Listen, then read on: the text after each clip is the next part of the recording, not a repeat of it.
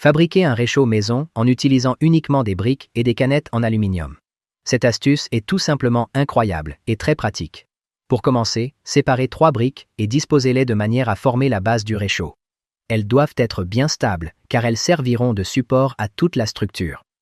Ensuite, vous aurez besoin de 4 canettes en aluminium qui seront utilisées pour former les foyers du réchaud. À l'aide d'un stylo, utilisez la canette elle-même comme gabarit et tracez un cercle sur les briques. Cette étape est importante pour que l'emboîtement soit parfait. Une fois le marquage terminé, utilisez un marteau et un tournevis pour casser la brique avec précaution, en suivant toujours le tracé du cercle. Allez doucement afin de ne pas endommager la brique plus que nécessaire. Lorsque les trous sont prêts, placez la canette à l'intérieur pour vérifier la bonne hauteur. Marquez l'endroit où la coupe devra être faite, puis retirez la canette.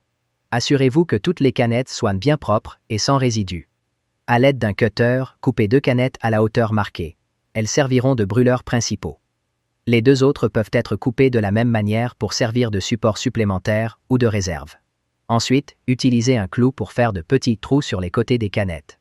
Ces trous sont essentiels car ils permettent l'entrée d'air, améliorant la ventilation et assurant une combustion plus constante et plus efficace. Avec une pince, pliez légèrement cette partie perforée afin de faciliter l'emboîtement entre les pièces. Placez un morceau de coton à l'intérieur de chaque canette, puis imbibez bien le coton avec de l'alcool. J'utilise de l'alcool à 70%, qui fonctionne très bien comme combustible dans ce cas. Après cela, emboîtez la partie perforée de la canette pour former le brûleur. Il ne vous reste plus qu'à positionner les canettes contenant le combustible dans les espaces entre les briques.